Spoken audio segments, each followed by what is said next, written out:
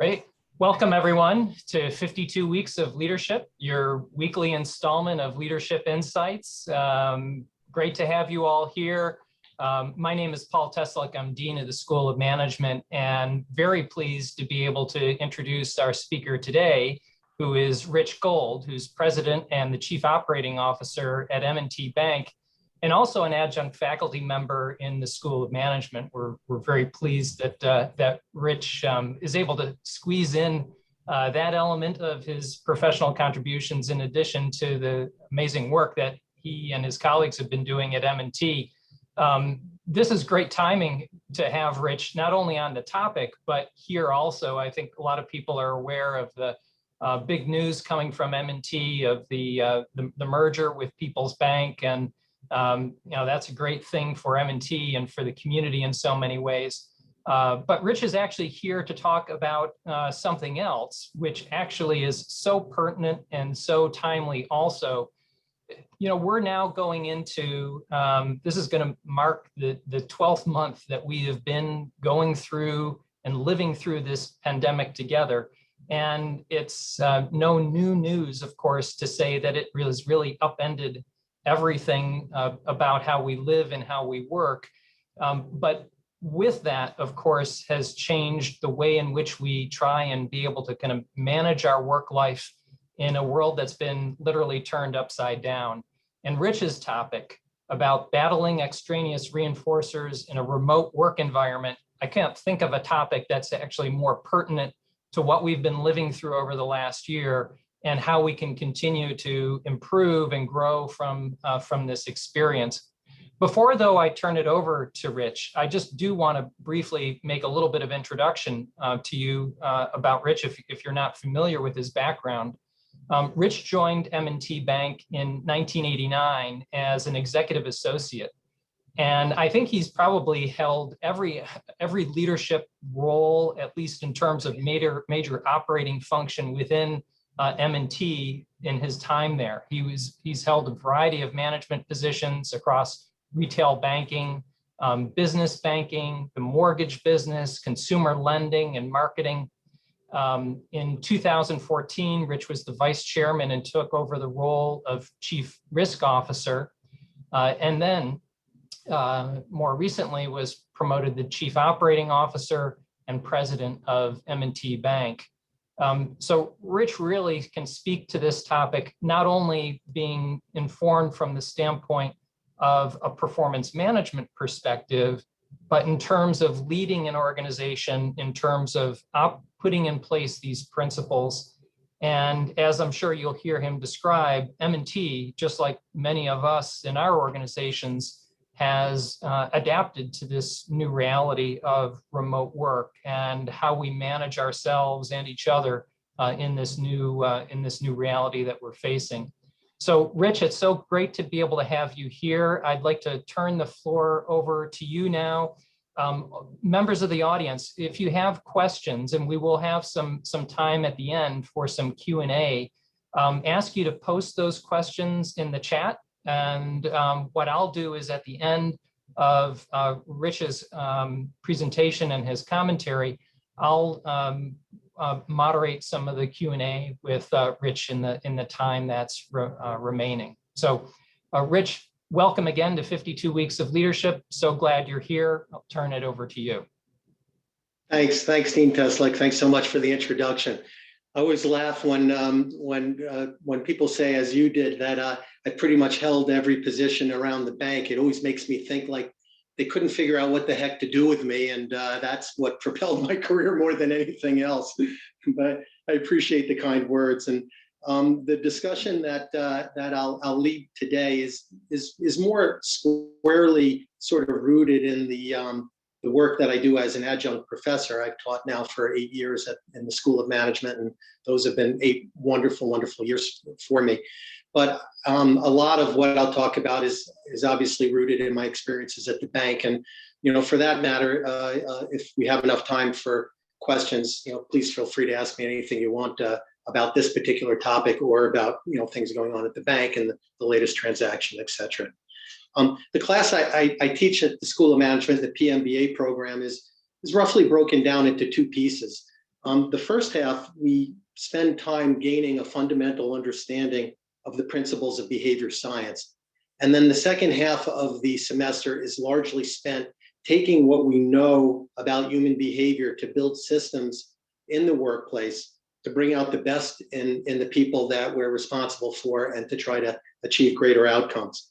And that is a journey that I've been on for more than half of my career and almost my entire career at M&T Bank as well, which has sort of fueled my interest in the topic that I'll share with you. I was lucky enough to listen to Professor Stroll's discussion in his week and during the 52 Weeks of Leadership program. He talked about, among other things, he talked about leadership as sort of needing to be viewed in three parts. One, kind of the conduct piece of it. Two, the sort of the leadership philosophy piece of it. And then third, sort of the skills and competencies required to be a leader. And I'd ask you to think about what we're talking about today, particularly the principles of behavior science, as sort of a foundational set of skills that any leader or any manager could benefit from having as they work to bring out the best in their people and evoke the kind of followership that they're looking for.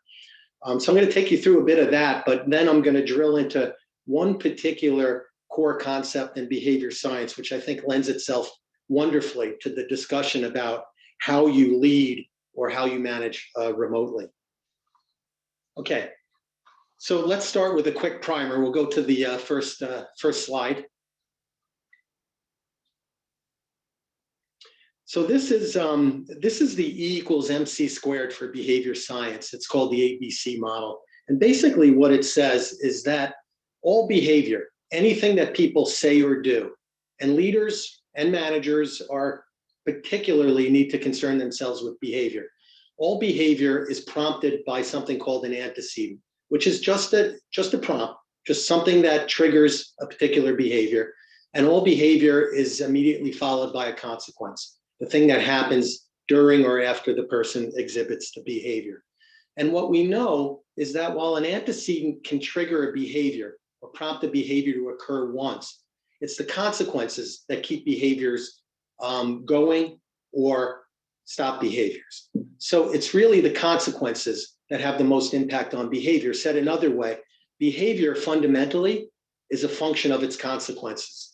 In the class that I teach every year, I make sure the students walk away with one thing burnished in their heads, and that is the simple fact that people do what they do because of what happens to them when they do it. And if you're setting out to affect the behavior or the activities of people in your charge, whether you're a manager on the job or more broadly speaking, a leader, you've got to concern yourself with the consequences that affect behavior. Go ahead to the next slide. So luckily, in the realm of behavior science, there are only 4 consequences that have an impact on behavior. 2 of those have the properties of decreasing behavior, and 2 have the properties of increasing behavior.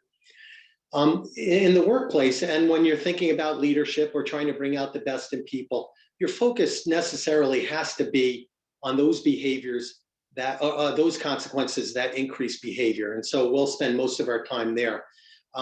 Punishment and penalty have their place, largely when people are doing things that are unethical or unsafe or immoral. Sometimes you've got to exact the heavy hand of punishment.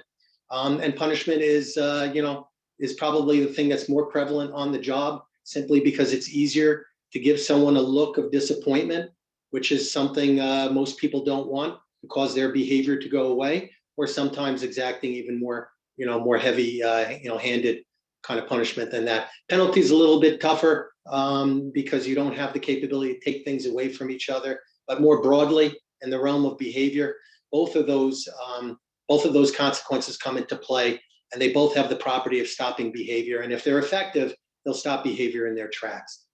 That's all I'm going to say about punishment and penalty for today. I'm going to turn our attention more to the 2 consequences that have the properties or capabilities of increasing behavior, and those are described as reinforcement, one being positive reinforcement and the other being negative reinforcement. you can see if you read the words on these arrows that each of these achieve the end result, which is increasing a behavior in very different ways. Negative reinforcement occurs when an individual performer seeks to escape or avoid something they don't want. So negative reinforcement is often, compared to sort of a do it or else approach to leading or management. If you don't give me 5 by Friday, there's going to be trouble. To avoid the threat of potential punishment, you deliver the 5 that are required.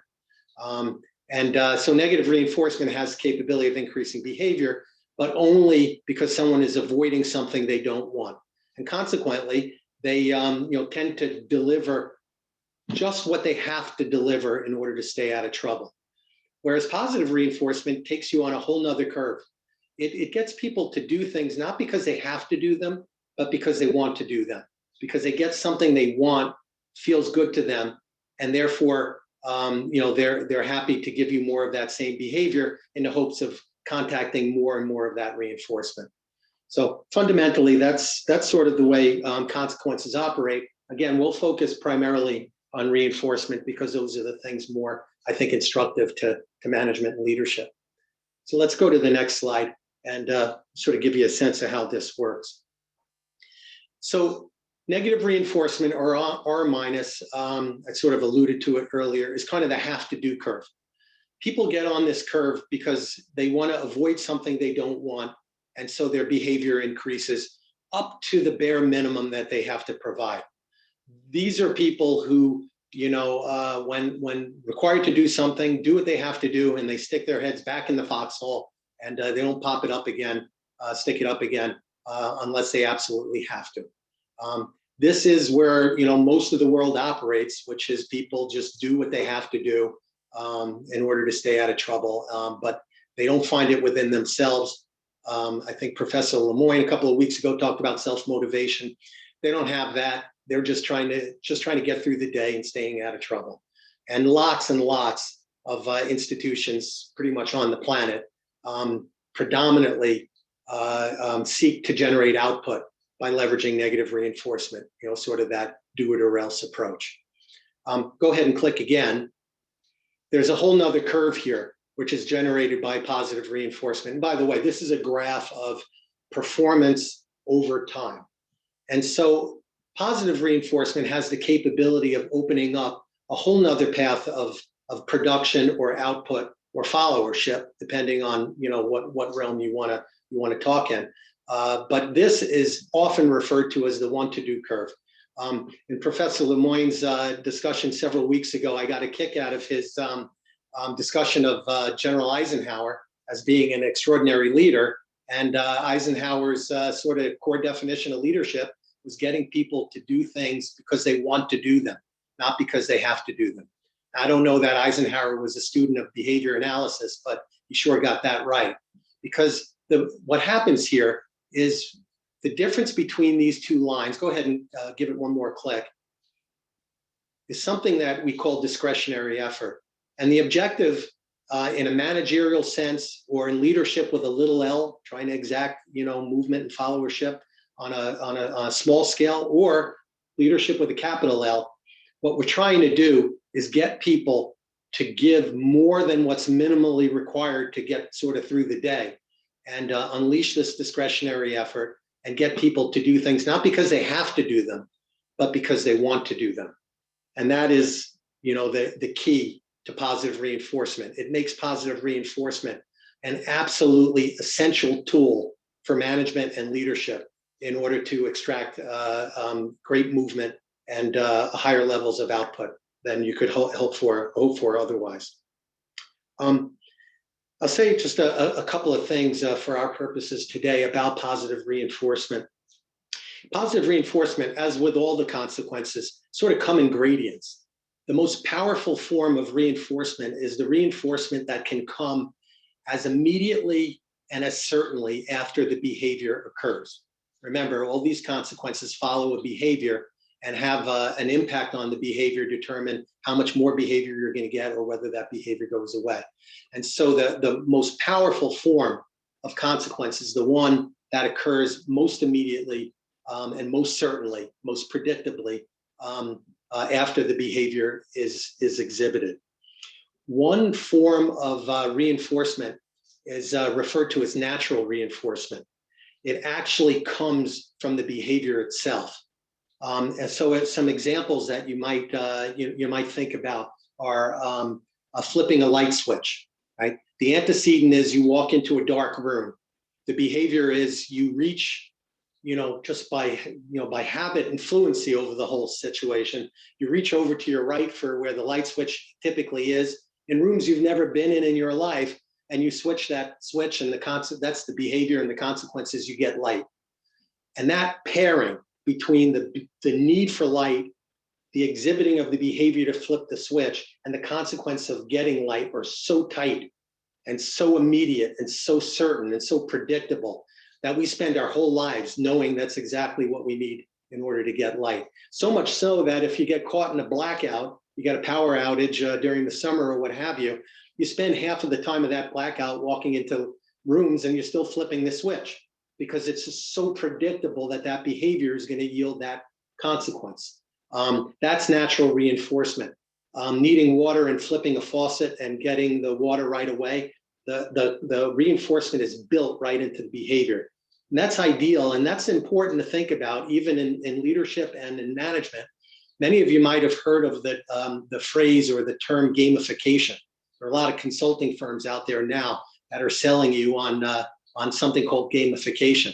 What gamification is taking the work that needs to be done in your workplace and trying to make it so naturally reinforcing that you can count on performers doing that work with great vigor over and over and over again, or as often as you need. So natural reinforcement has its place, and it's incredibly powerful in terms of trying to evoke a certain behavior.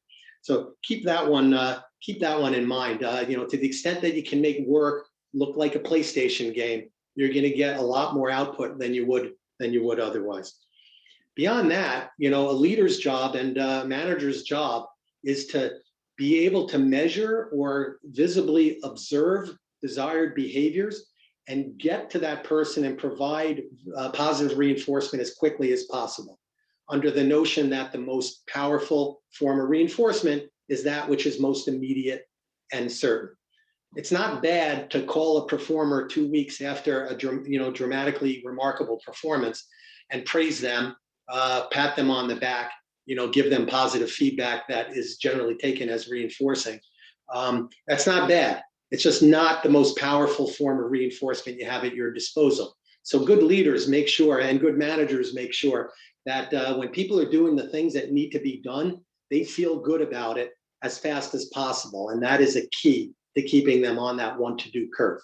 But taking in context, positive reinforcement in the system for those things that you want is absolutely crucial. And the most immediate and certain and predictable reinforcement is the most powerful you've got at your disposal. Hence, the notion of natural reinforcement for work itself being important. We're gonna come back to that.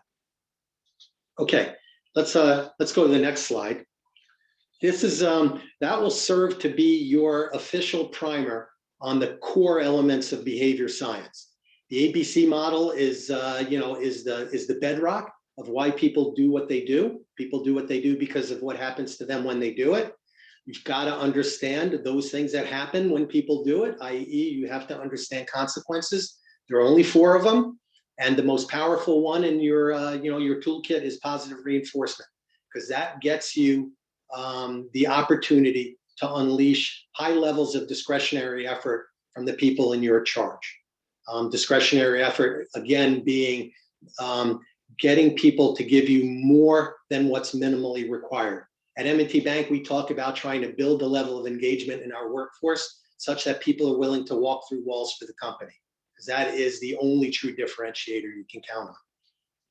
All right, now that you're experts at that foundational understanding of behavior, I'm going to switch gears to something which I think again is very apropos for the times that we're operating in now. This formula represents something called Herrnstein's hyperbola, or the matching law.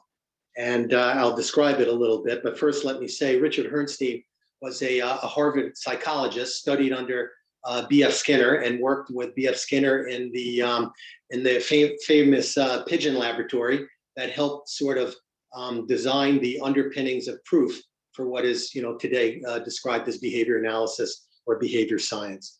Richard Herrnstein, just like B.F. Skinner, devoted a lifetime to understanding sort of, why people and organisms behave the way they do. His probably, most famous contribution to the work of behaviorism is this thing called the matching law. I'm not a mathematician, but I know enough to be dangerous. I'll take you through what this means.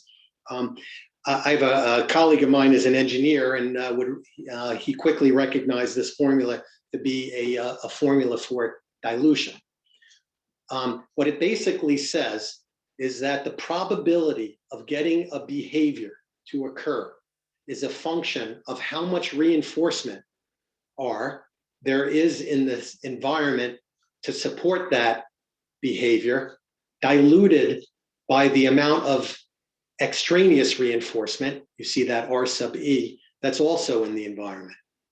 Okay, so this is I won't get too bogged down in this, but this is basically an asymptotic formula.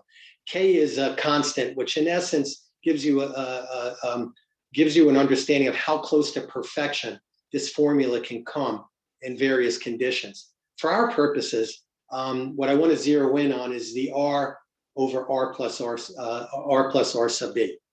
R is reinforcement, and R sub B is extraneous reinforcement. What this basically tells you is that if the probability of getting a behavior is a function of how much reinforcement is available in the environment for that behavior, diluted by how much extraneous reinforcement is in the system, then leaders and managers, particularly managers today in these crazy times we're in, have two levers at their disposal to try to affect output and focus on the behaviors that are relevant to the cause. One, they can eliminate R sub B, make all extraneous reinforcement go away. And if you think about this formula, if R sub E was 0, then R over R would basically be 1, and the probability of getting the behavior you're looking for approaches perfection. The constant determines how close you'll get to perfection. So the one thing you can do is eliminate all extraneous reinforcers for any behavior that is not endemic to the cause. Remove it however you can, make it go away. You're left only with reinforcement for the things you want, and that's the avenue to make sure that you get the output you want. In most cases, and we'll talk about some of these, in most cases, the ability to fully eliminate all extraneous reinforcement is almost impossible. This thing has made it pretty much impossible, because as long as people are allowed to carry this around in the workplace or anywhere else, they are subject to an awful lot of extraneous reinforcement. All I know is every time I get a ding that I have a text, my behavior has to go there, no matter what else I'm working on. So there's lots of extraneous reinforcement in the world, and you can't always eliminate it fully, but something to consider in terms of how you organize your workplace is to understand extraneous reinforcement and how it detracts from the mission. The other lever at your disposal is to increase reinforcement for the behaviors that you desire as much as possible. And if you think of that from the mathematical formula, if R gets really, really big, so much bigger than R sub E, meaning there's way more reinforcement for what you want than reinforcement for what you don't want, the extraneous reinforcement, R over R sub E can also approach 1, because R and R are very large numbers, and on a relative basis, R sub E is much smaller. So you can get to a point where you can expect to get enough reinforcement in the system for the things you want. If you're a leader, it's the things you want to evoke followership. If you're a manager, it's the things you might want in order to get the right activities that drive the right output or outcomes for your organizational objectives. So managers can do two things. They can do their best to reduce the amount of extraneous reinforcement in the environment, or they can focus on flooding the system with reinforcement for the things they want, to the point that the activities and behaviors that are necessary to the cause carry more reinforcement than there is extraneous reinforcement for things that are not endemic to the cause. In the most simple way, what this all says is that behavior always flows to the most reinforcing part of the environment. When you walk into work in the morning and you walk down a hallway in the old days, because now there's nobody there, if you see someone at their computer checking on their fantasy football scores rather than doing the work they're supposed to do, you know there's way more reinforcement from checking the fantasy scores than there is to do the work. Okay, so just to give you a little bit of a sense of that, but this is the challenge, in the workplace, is to make sure you've got enough reinforcement for what you want, and that you do your best to reduce the extraneous reinforcement for the things that you don't. And that's how the matching law works. So let's go to the next slide, and this sort of puts a fine point on how matching law works today. Professor Stroll, in his discussion a couple of weeks ago, I was glad to hear him talk about the military as an incredibly effective vehicle for learning for leaders. He talked about the fact that soldiers tend to be younger and more impressionable, and then more inclined to follow. And also, and more importantly, military officers have full control of the environment that they operate in. And I'll just say it's easier to lead when you control the only R+ or positive reinforcement in the system. And so how does this work? Think about basic training. Somebody enlists in the Marine Corps. They travel down to Parris Island. They get themselves online to be processed. And what happens? You lose your hair. You lose your jewelry. You lose your clothing. Everyone gets the same clothing. You lose contact with whatever vehicle you drove down there with. In essence, on the day you report for basic duty or basic training, you are disconnected from every reinforcer that you ever knew. All extraneous reinforcement to the Marine Corps mission is removed from your life. And from the day you walk through those gates in Parris Island and you begin your basic training, the only reinforcement available to you in the system comes from one person and one person only, and that's the drill sergeant. Drill sergeant gets to determine when you get to eat, when you get to drink, when you get to rest, how many push-ups you're going to do, how far you're going to run, how heavy your pack is going to be, whether you get a weekend pass. Everything is controlled in that one respect. The Marine Corps has perfected sort of the application of Herrnstein's matching law in that they wring out every iota of extraneous reinforcement from the system. And what's left is they control all the reinforcement for the things that they know are the behaviors that make Marines. And so effective as they are, when I make this presentation in person, I usually ask, who here has served in the Marine Corps? And invariably nobody raises their hand, or maybe one or two people. And then I ask them to fill in this sentence. And I say, once a Marine, and everybody says, always a Marine. I'll assume you would as well. That is the power of controlling the environment and the extraneous reinforcers in the environment. And in fact, most people that serve in the Marine Corps are loyal to everything they've learned till the day they die, when on their tombstone, they usually have etched, Semper Fidelis, always faithful. That is the power of controlling that environment. So I'll tell you, it's no surprise that military leaders are often cited as examples of the greatest leaders that we tend to know. The deck is totally stacked in their favor. People don't have a choice in the end, but to follow the reinforcement. Remember, behavior always flows to the most reinforcing part of the environment. So I use this example because this is the sort of the extreme application of what we know about behavior flowing to the most reinforcing part of the environment. Right? This is an environment that's able to root out all of the extraneous reinforcement and use reinforcement only for the behaviors and activities that are needed to be seen in order to give people the mettle that it takes to be a Marine. It's a perfect environment. Well, okay. So Let's talk about what we used to know as the way work was organized in the workplace as we used to know it. What do we have on the R and sort of the R sub E side? So on the R side, I mean, if you're working and you report to, for me, I report to M&T Plaza in downtown Buffalo every day. I am surrounded and kept in the place of understanding sort of what team I'm on. There's a lot that screams M&T Bank in that environment, which keeps me in that place. It's reinforcing to be part of that team.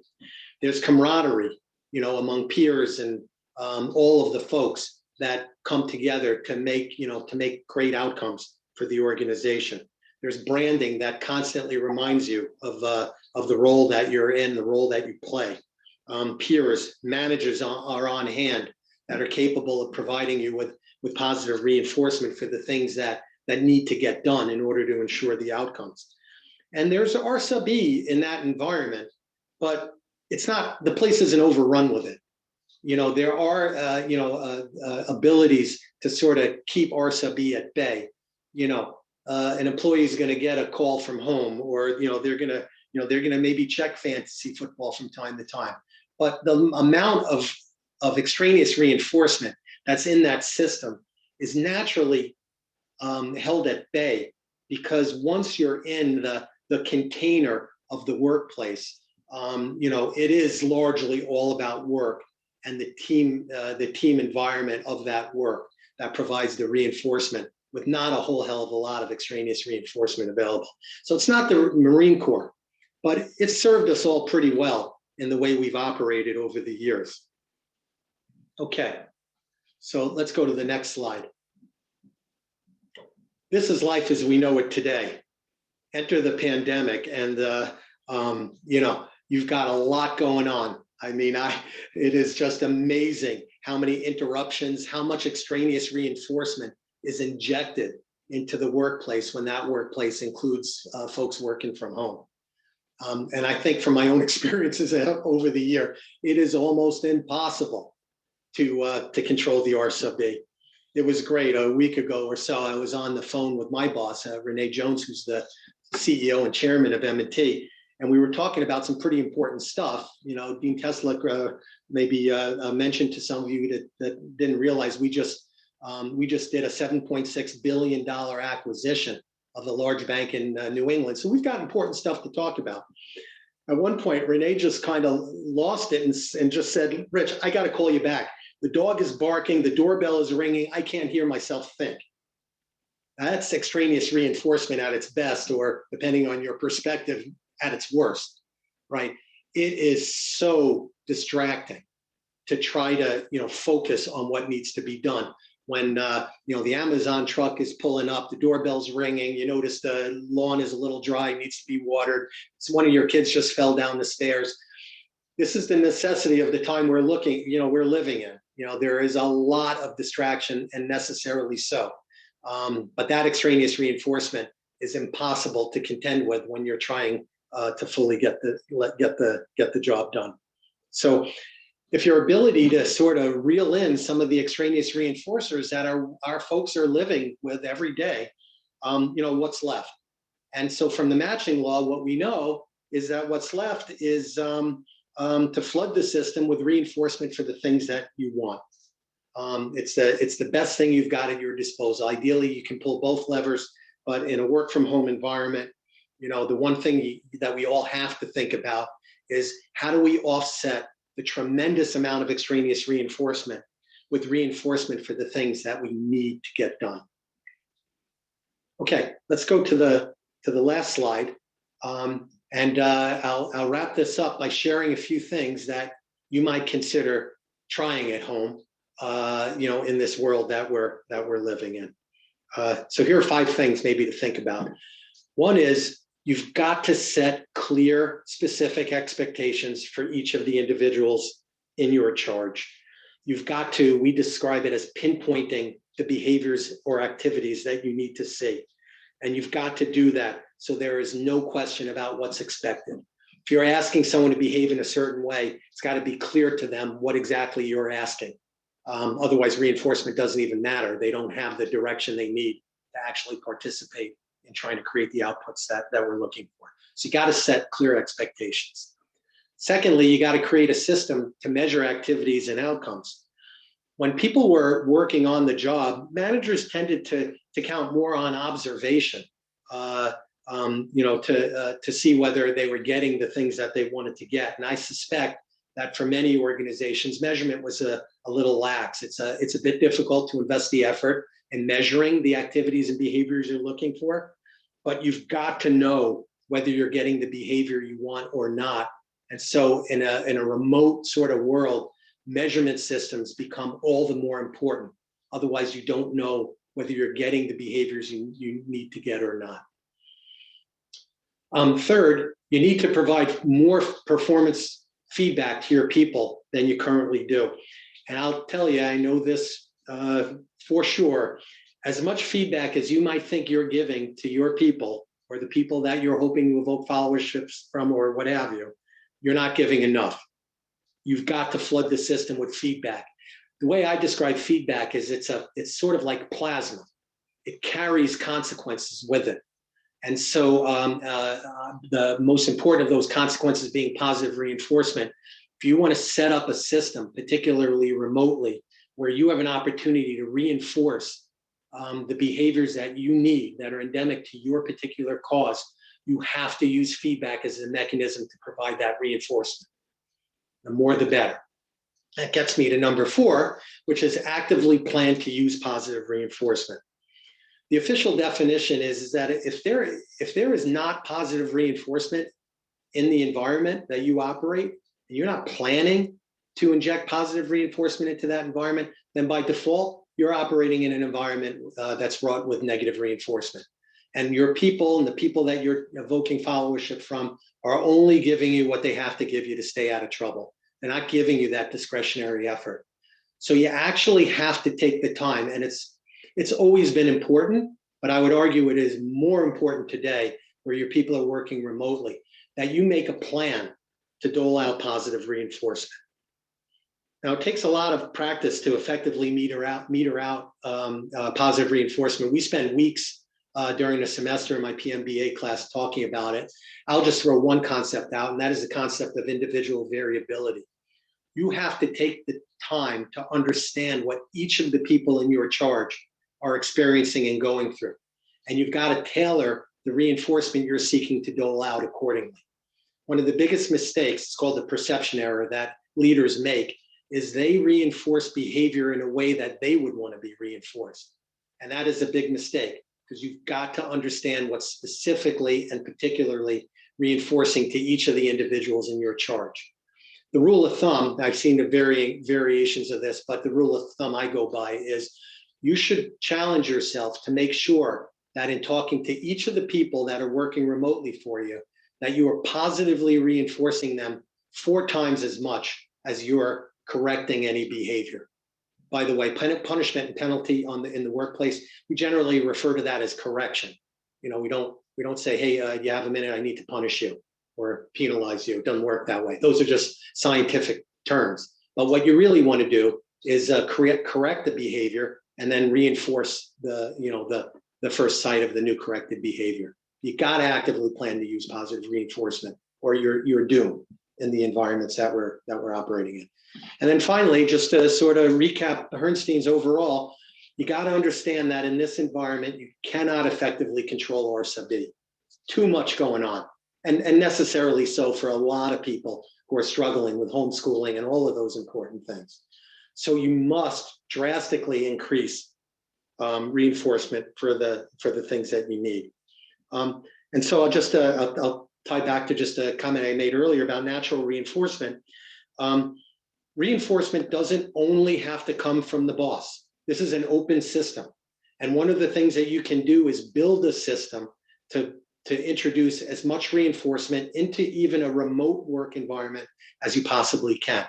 As a leader or a manager, you can reinforce behaviors. When you see them, when the measurement shows you they're there, and you reach out in creative ways to give that person the proverbial pat on the back in a way that means something to them, that's beautiful. but you can also look to try to make the work itself more interesting. Think about that nirvana state. That work could be as exciting and addicting as a PlayStation or an Xbox game. Think about how you can organize the work, make it more fun in order for the work itself to be reinforcing and keep people drawn to it. Leverage peers.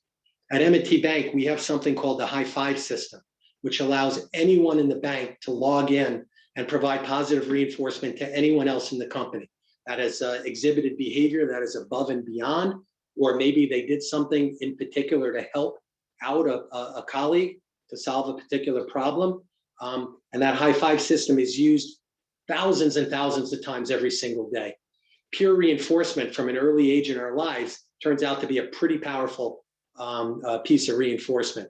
And we'd be silly not to leverage it and bring peers into the system of reinforcing each other for good work that is necessary and endemic to the cause. Leverage customers if you can as well. JetBlue does this with their Mosaic passengers. They get these little cards and are asked to fill them out whenever they get outstanding service from somebody, in flight or at the gate or what have you. It's a good source of reinforcement, especially if you're a customer-facing individual. Sometimes reinforcement from your clients is as powerful as anything you got in your, at your disposal. So just to wrap up, think about all the different ways that you can introduce reinforcement for the behavior you want to see on the job, because that is the key to combating all of the extraneous reinforcement that you are stuck with as long as we are living in this environment of substantially work from home. And frankly, we may get back to some sense of prior normalcy, but I can't imagine a time when all of our employees are working on premise all the time. I think there's going to be some hybrid solution ahead. And when that comes, and that's what's sort of burned in terms of the way we operate, we've got to think about reinforcement and how to use it to ensure that we get the things we need in order to get the output we desire. Okay. Did I go too far over? Because I'm wrapped up and I'm real happy to answer any questions, assuming or hoping we have time. Yeah, that was great, Rich. Thank you. I can't think actually of a topic that's more relevant to talking about working and leading in the remote work environment than how to be able to kind of manage that R sub E piece that you talked about relative to the R part and those reinforcers. And I think what I liked so much about this, and I'm sure everyone else would agree with me, is the behavioral science that you provided that kind of underlies this foundation of what I think many people are struggling with. But I think you kind of really put a very fine point on this and helped us deliver it in terms of kind of what the science says that managers have as tools at their disposal to be able to manage in this remote work environment.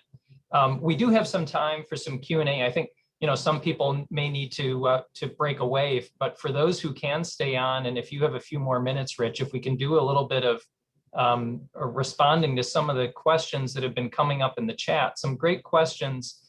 One theme I'm seeing in some of the questions is asking a little bit more around the notion of the types of positive reinforcers that you can be able to provide. And I thought you gave some great examples there, particularly at the end, of how to be able to engage peers and customers in that, so that it's not just you as a leader having to kind of do all of that delivery of positive reinforcement yourself. Like you said, it means even more when you have a valued customer or client being able to reinforce that message, or having a peer go out of their way and recognize another peer because it's being sincere and it's really heartfelt. What are some other things that you do at M&T or that you've kind of seen work particularly effectively when it comes to creative ways of providing that positive reinforcement? So let me just thanks for that. Let me just start by saying there lots of different types of reinforcement all work, but different sort of at different strengths. sort of self-reinforcement, people who are self-motivated, have a pattern of reinforcement for their whole lives of knowing that good things happen when I do the right thing. And it drives them to always be diligent and fastidious and focused on doing the job. That is an incredible source. Natural reinforcement, which I touched upon, where the work itself is so gratifying that it drives a level of reinforcement. And I can't understate enough the importance of, if you're undertaking systems projects, or you can adjust the work methodology to build in sort of the bells and whistles we know are so reinforcing in Xbox games, etc. And then you've got peer and sort of management reinforcement that are equally powerful. And then there's sort of two pieces that come into play, and I do this a lot on the job. There's social reinforcement, which is basically, Molly, you doing such an amazing job with these 52 weeks of leadership. I can't thank you enough for all the great work you're doing. Something that if I'm a credible reinforcer in the workplace, Molly appreciates that, and she'll want to do that much more or work that much harder to be that much better. There is no understating how important that is. And for me, if I have the opportunity, if I hear of something great that's occurred, and I have the opportunity to visit that person face to face or make a phone call to that person, it is incredibly powerful. If I write a note, and I spend a minimum of 10% a week doling out reinforcement wherever I'm directed to. If I can handwrite a note, or if I could even just send a high five, if worst came to worst, all of those are really, really potent. There's an element, those are all examples of social reinforcement. There's another element which would be called tangible reinforcement. Tangible reinforcement is something, you get something material, like a new car for achieving a sales goal or something like that, which you immediately think is much more powerful because of the tangible nature of it. And, oh my God, it's a car, or it's a big envelope full of money or whatever. But it's not generally immediate and certain. So we know from the science that, it's not as powerful in many ways as just creating a work environment where when people are doing the right thing, they feel good doing it. But if you take a token sort of tangible reinforcer, and you merge it with the social reinforcement, you can get a pretty powerful result. So just as an example that comes to mind, in our collections group, where people are on the phone and they have to conduct themselves on behalf of the bank in a very particular way. You've got a good supervisor, a good leader in that environment, walking around listening for the calls and how those interactions are going. And in their pocket is a pocket full of Tim Hortons gift cards. And so they'll walk by and they'll hear a good interaction. They'll wait for the person to hang up the phone and they'll say, Peter, that was unbelievable. That was exactly the way you need to handle those calls. Thanks so much. And here's a gift card. Or what's even better is, here's an M&T Bank, umbrella or hat or something. The reason why that's better is because that, as opposed to a gift card that's spent and thrown out, something tangible like a hat or an umbrella or something like that, T-shirt, it's a memento and it sticks around.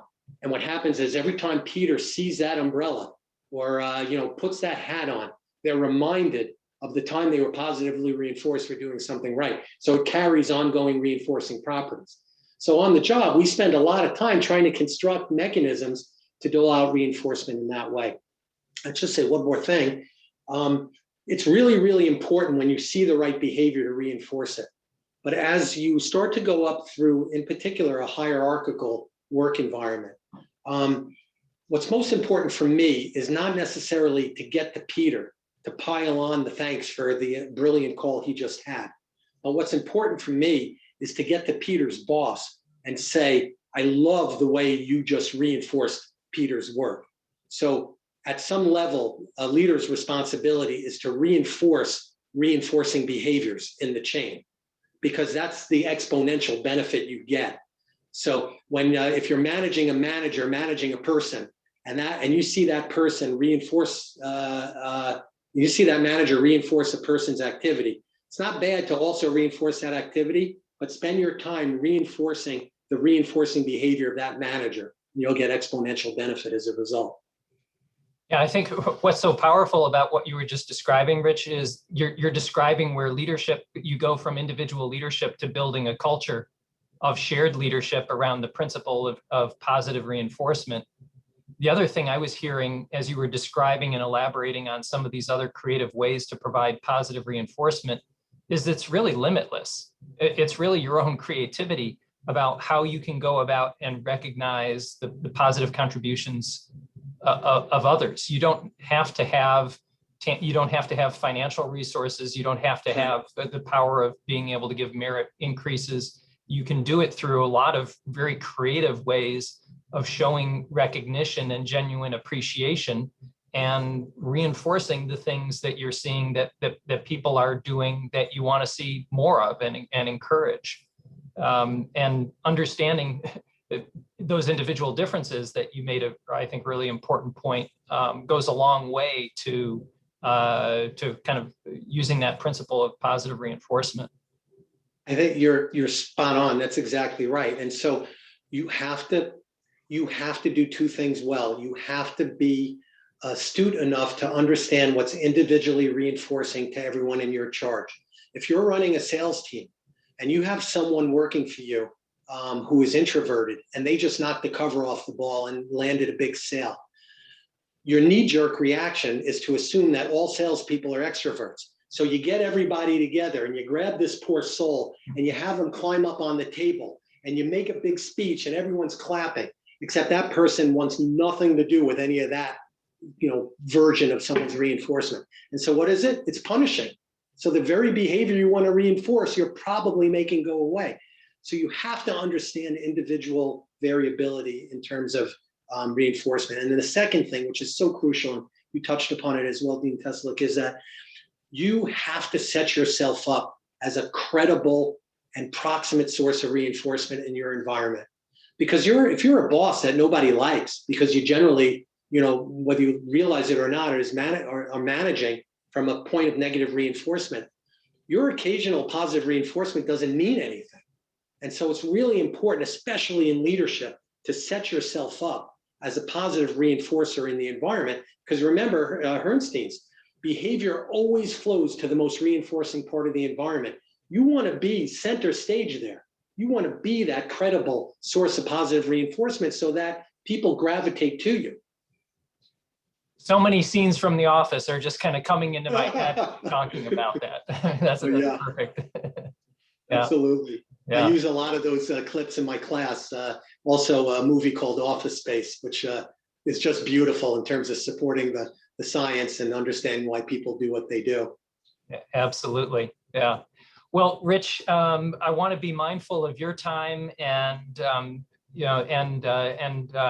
just say thank you again to a great session, great installment of 52 weeks of leadership. This is perfect. I think, again, kind of where we are in terms of that we're just going into it now. It's hard to believe a full year of this, but we've learned so much. And I think we're just beginning to actually get our arms around what it's like to live and work and manage and lead in this remote environment. And so many of these things will be able to help us carry forward into whatever that, future next looks like. So, thanks for increasing our leadership IQ today. I think there's a lot of great lessons learned from what you were sharing with us. So thanks for being with us in this week's 52 weeks of leadership. We'll give you the big virtual applause, everyone. Thank you. That's the one piece that is just still missing, I think, in this kind of virtual world, is you're not able to hear. I think we had over 135 people at one point on, and thanks again for being part of this. Hope everyone can join us next week. Actually, I'll be the speaker for next week, and the topic is learning from setbacks. So hope everyone can join us on the next installment of 52 Weeks of Leadership. Thanks everyone for making us part of your week, and hope you have a great week ahead. Thank you. Thanks so much.